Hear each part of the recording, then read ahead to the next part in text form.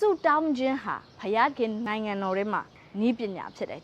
ယာကုပ်ခန်းကြီး9အငယ်16မှာဒီလိုပြောရဲသူတို့ကောင်းစုတောင်း၍အရှိန်ကြီးတဲ့ပထနာအလွန်တကိုးပါတယ်အလွန်တကိုးပါတယ်အင်္ဂလိပ်လိုမျိုး powerful ဖြစ်တယ်လို့ပြော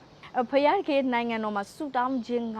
အလွန် powerful ဖြစ်တယ် power ဆိုတာက energy ဖြစ်တယ် technology ဖြစ်တယ်စုတောင်းခြင်းက technology ဖြစ်တယ်မိတ်ဆွေကျမတို့စုတောင်းမယ်ဆိုရင်အရာအားလုံးဟာပြောင်းလဲနိုင်တယ်ဆူတောင်းခြင်းဆိုတာကမရှိသေးတဲ့အရာတွေကိုရှိလာစေဆူတောင်းခြင်းက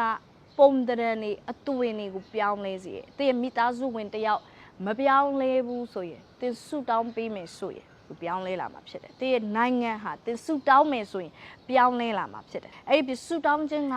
ဆွဲငင်အားရှိ magnetic power ရှိပိတ်စစ်တိလားမရှိသေးတဲ့အရာတွေတဲ့ဘဝမှာရောက်လာဖို့ရတဲ့သင်ဆူတောင်းလို့ရတယ်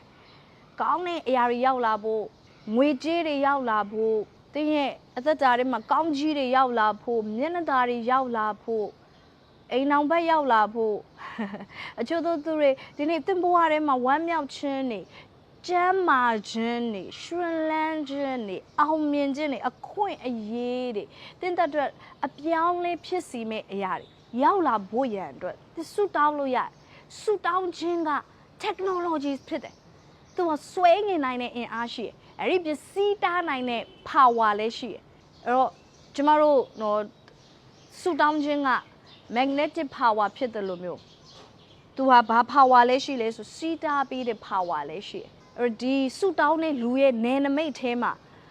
မတန်ရှင်းခြင်းတွေဝင်လာလို့မရဘူးဆူတောင်းတဲ့လူရဲ့အသက်တာထဲမှာမတရားတဲ့အရာတွေဝင်လာလို့မရဘူးဆူတောင်းတဲ့လူရဲ့အသက်တာထဲမှာစာရမန်နဲ့ဝင်လာလို့မရဘူးရန်သူရဲ့ဖြက်စီးခြင်းတွေနှောက်ယှက်ခြင်းတွေဝင်လာလို့မရဘူးဖြစ်တယ်။ဘာကြောင့်မလို့လဲဆိုဆူတောင်းခြင်း power ဖြစ်တယ်။ဆူတောင်းခြင်းကကျမတို့ကိုဒါဖျားခင်ပေးတဲ့ဤပညာတစ်ခုဖြစ်တယ်။အံ့ဩစရာကောင်းတယ်ဆူတောင်းခြင်းကအရင် powerful ဖြစ်လွန်းလို့ဘာနဲ့နိုင်လဲဆိုကျမ်းစာမှာလက်နက်လို့ပြောတယ်သူကဆူတောင်းခြင်းဟာလက်နက်တစ်ခုဖြစ်တယ်မျိုးရိုးမျိုးပြတွေကိုဖြိုဖျက်တဲ့လက်နက်ဒီခေတ်မှာဆိုရင်အနုမြူဘုံလိုမျိုးဖြစ်တာအဲ့ဒီခေတ်မှာတော့အနုမြူဘုံမပေါ်သေးတဲ့အတွက်ကြောင့်ပေါလုကသူနှိုင်းပြစရာမရှိဘူးဒါပေမဲ့သူမျက်စိထဲမှာမြင်တယ်ဆူတောင်းခြင်းအရင် powerful ဖြစ်တယ်ဒါကြောင့်မို့လို့မျိုးရိုးတွေကိုပြိုကျစေအဲ့ဒီခေတ်မှာဘုံမပေါ်သေးဘူးဒါကြောင့်မို့ပိုးလို့နှိုင်းပြစရာစကလုံးမရှိလို့ဒါ तू ကအဲ့လိုမျိုးသုံးရဒါပေမဲ့ဒီခေတ်မှာဆိုရင်တော့ atomic ဘုံလို့ပဲเนาะအနုမြူဘုံလို့ပဲမြို့တစ်မြို့လုံးကိုပြာကျသွားစေနိုင်တယ်မြို့တစ်မြို့လုံးကိုပုံစံပြောင်းသွားစေနိုင်အဲ့လောက်ထိ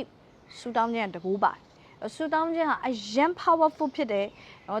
အကန့်အသတ်မရှိတဲ့ power ဖြစ်တယ်အကန့်အသတ်မရှိတဲ့တကူဆိုတာဘာကိုပြောတာလဲအကန့်အသတ်မရှိတဲ့တကူဆိုတာကသ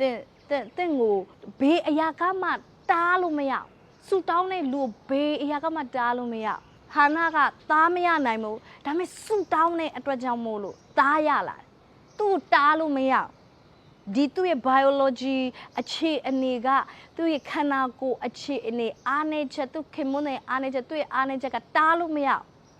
ဆူတောင်းတဲ့လူရဲ့အတ္တမှာဘာမဆိုဖြစ်နိုင်တယ်အကန့်အသတ်မရှိတဲ့အရာတွေဖြစ်နိုင်ဆူတောင်းတဲ့လူကအကန့်အသတ်မရှိအလုပ်လုပ်နိုင်တယ်ဘလောက်ပဲဝေးနေပါစေဆိုပါစို့သင်ဆူတောင်းပေးနိုင်ငံကသင်လုံးလုံးစင်မရောက်နေတဲ့နိုင်ငံဖြစ်ကောင်းဖြစ်မယ်သင်မြန်မာနိုင်ငံမှာမရှိပေမဲ့အခြားနိုင်ငံမှာသင်ရောက်နေမယ်သင်ဆူတောင်းမယ်ဆိုအကန့်အသတ်မဲ့အလုပ်လုပ်နိုင်တာဖြစ်တယ်နေရာနဲ့မနီးရင်တော့မှသင်ရဲ့ကြေညာခြင်းပြောထုတ်ခြင်းဒီနှုတ်ကနေဝန်ခံခြင်းအရာတွေအားဖြင့်မြေကြီးမှာပြောင်းလဲတွေဖြစ်လာမှာဖြစ်တယ်ဒါကြောင့်မလို့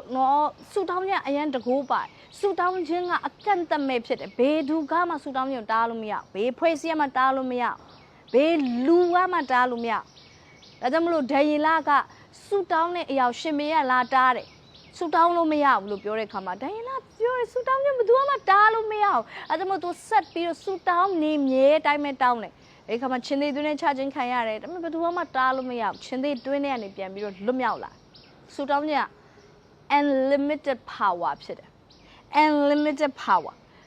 ဒါကြောင့်မို့လို့သင်ဘဝမှာမဖြစ်နိုင်တဲ့အရာတွေကိုဖြစ်စေဖို့ရန်အတွက်ဆူတောင်းပါသူတို့ကောင်းဆူတောင်းတဲ့အရှိန်ကြီးတဲ့ပထနာအလွန်တကူပါတာဖြစ်တယ်